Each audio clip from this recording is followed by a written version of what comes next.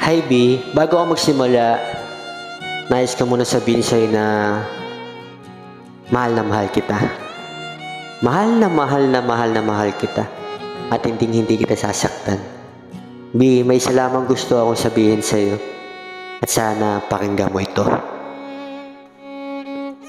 Hi B, first of all, thank you dahil tinanggap mo ako ng buo bilang isang manliligaw mo.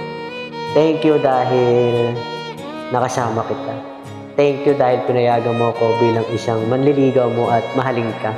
At thank you dahil tinanggap mo ako ng buong buo na walang halong pagdududa. And isa lang gusto kong sabihin sa'yo na handa kitang mahalin na sobra. Handa kitang ingatan. At higit sa lahat, hindi kita sasaktan. B, alam ko na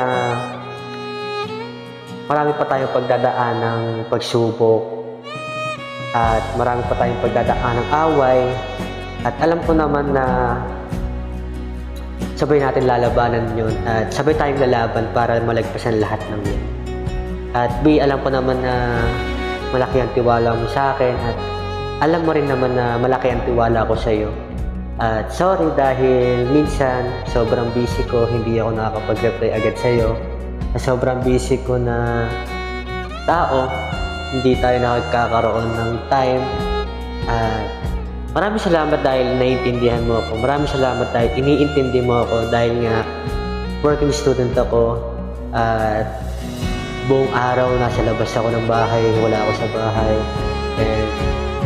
And B, hanggat maaari, gagawa ako ng paraan para magkaroon ako ng oras sa iyo. Mahal kita palagi.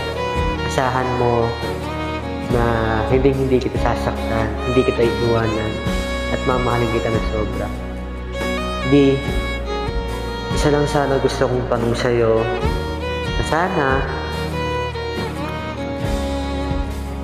matanggap mo ako at sana mahalin mo ako ng buong buo. Di, alam ko na masyado akong mabilis at alam ko na kailan lang tayo nagkakilala.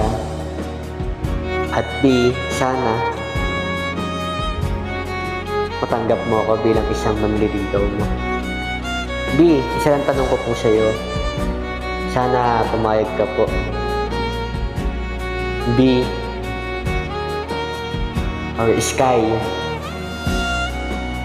will you be my girlfriend? Sa huli palagi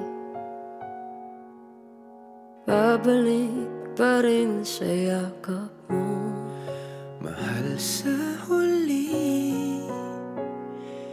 palagi pipiliin kong maging sa'yo. Ulit-ulitin man nais kong malaman mo.